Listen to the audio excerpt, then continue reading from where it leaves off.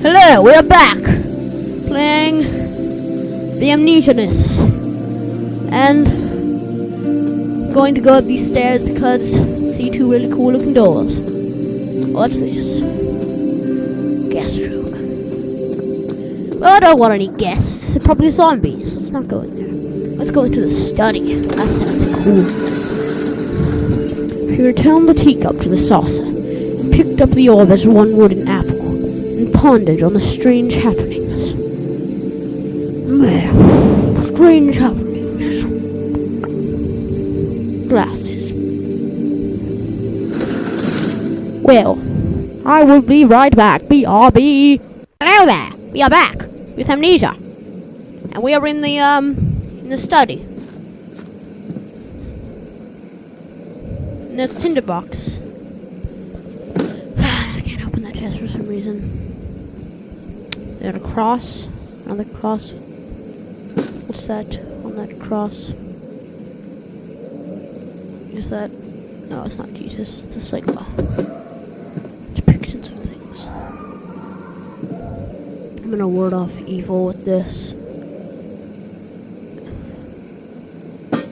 What? No, give me. Oh, there's Jesus. There you are, buddy.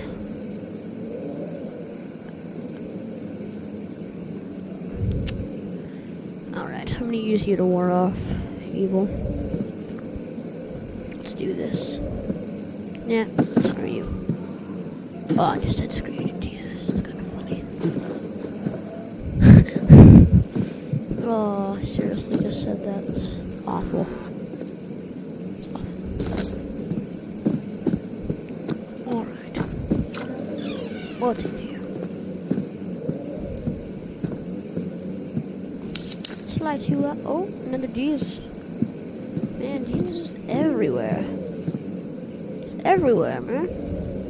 Can I read? Ooh. Letter regarding the discovery of an orb. To my most trusted student and friend, Johann Weyer.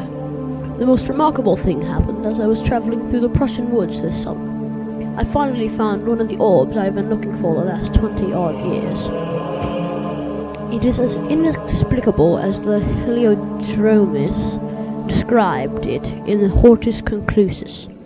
It was as it was told about, an underground Mithraic temple crowned with an unearthly artifact.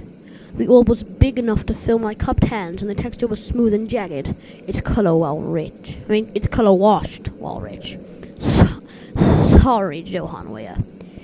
Contrast is not enough to describe its nature.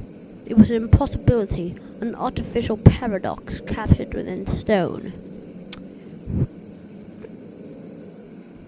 I was staying in a nearby village called Altstad, investigating one of the antiquated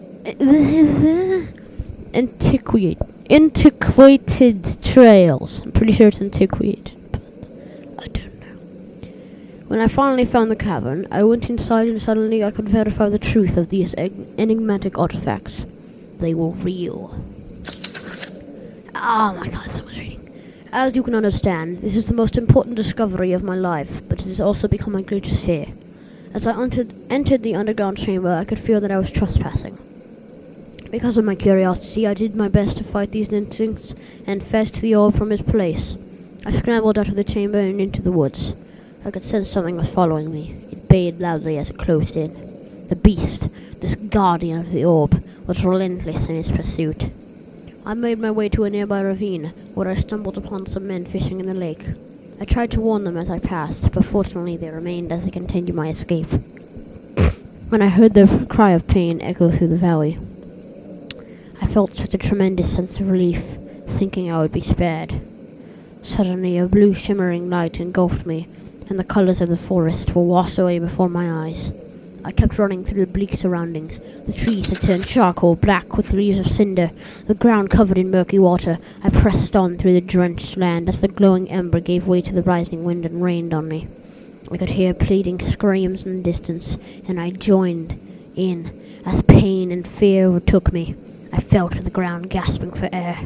This certainly must sound strange, but I had been carried miles away across the Alps to a grassy field outside Genoa. The Guardian had taken the orb from me, but still until this day I fear its return. Sometimes I lay awake at night, listening for the howling cry I heard in the forest. It has been nearly a decade since that day, and I still haven't been able to write about the incident.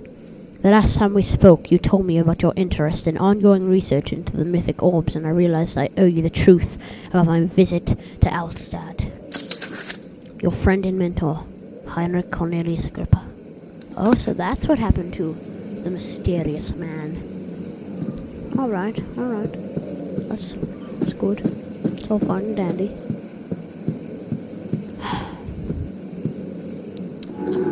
What? Ah! Dinner box. I need to get that in. What's in here? Oh, that's gross. Oh. Let's see what you have to offer. Disgusting. Canine spine.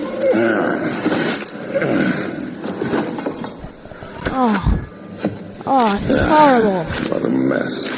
I should have sharpened the saw, but I can sense it. Go It's away. definitely there. That's messed up. Who would... Oh my god. That's horrible.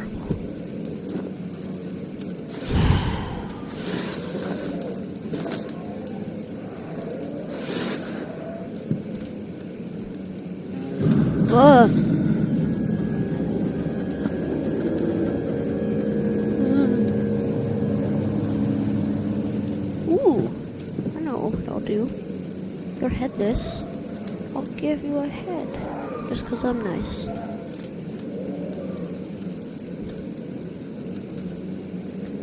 Alright, get on there.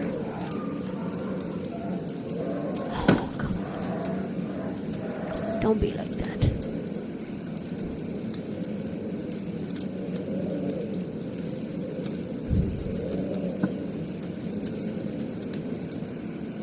There we go. Oh god, short of the penis. Is that Alexander? Man, he's ugly. His eyes all messed up. Ugh. Let's just read this note. Anatomy Frontiers. 1658 to January 9th. Further disappointment. The antiquarian's latest findings yielded nothing. I'm still unable to grasp the inner workings of life and its relation to the power I sense within it. I shall pursue more books on this subject, but I suspect it would be in vain. Since no research has been made in my particular interest, I must attempt to fill that void myself. Clearly humans emanate more of the energy I seek, but I hope animals will suffice as they would prove less of a hassle to acquire. That's Alexander. He just freaking messed up because he was messing with dogs and bunnies, cutting their hands off. Animal experiment. Canis lupus familiaris. 1658, April 12th. After a short study, it is clear that the agitation found among humans can be found in the dog. Fear and pain induce stress, which means to trigger an endogenous, I don't know how to pronounce that, leave it in the comments, endogenous response, causing the animal to burst with energy. I believe that the catalyst is produced in the brain. It is difficult to determine exactly where and what it is, but I can sense it. It reeks of cosmic genesis. There is an inherent problem in harvesting this energy, since the creature is bound to die from the exercise. I must refine this process of torture to enable any real work to be done. More experiments must be performed, but it seems that only human beings are able to produce the amount necessary. It might be their ability to appreciate the severity of the process that ultimately augments their experience of terror. Alright. So, of course, I remember that window being broken, so maybe I can break it with this chair.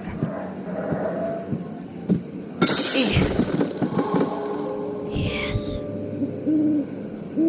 Give me your tinder box. I guess I'm supposed to jump. Jump. I failed. That was such a fail. How did I freaking mess that up? How do you mess up parkour in Amnesia? I don't know. Let's try this again. Puff. Eh. Eh. Eh. Eh. All right. Great.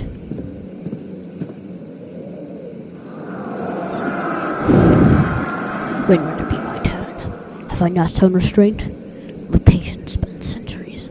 From where I came, mankind has not even wasted a breath, yet I bow to you. I have done so much for you, and I have gained nothing in return. Agrippa, I trusted you. It was I who, in all fairness, should have entered that gate.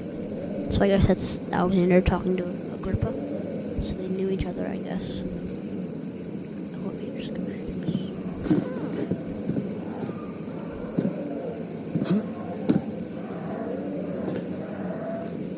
What's this? Ooh, flow cycle rod. If the elevator breaks down again, make sure to use the steam engine to build up pressure before channeling it into the machinery.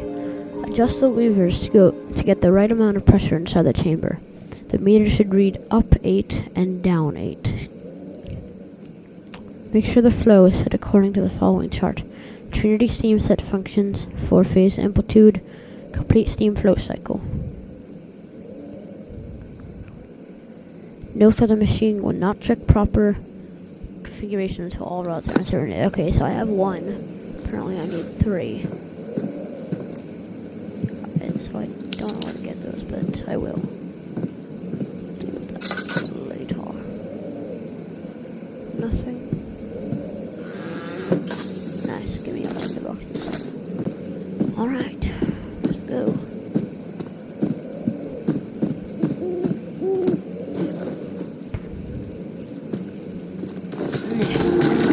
No. Stop being shaky. Trees down. Trees did nothing to you, world. Shaky, shaky world. Alright. Back to the back hall. Is this another dream, he thought, and screamed at the top of his lungs. Awesome. Yay. Alright, I'm gonna pause it. Thank you for watching, and I will see you next time. Goodbye.